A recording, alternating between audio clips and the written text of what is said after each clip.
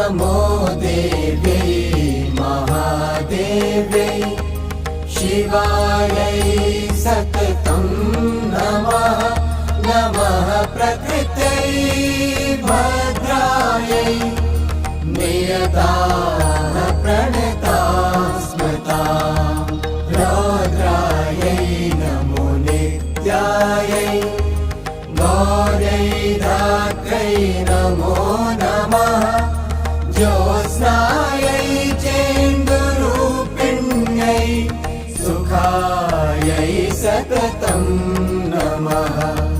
कल्याणै प्रणतां वृद्ध्यै सिद्ध्यै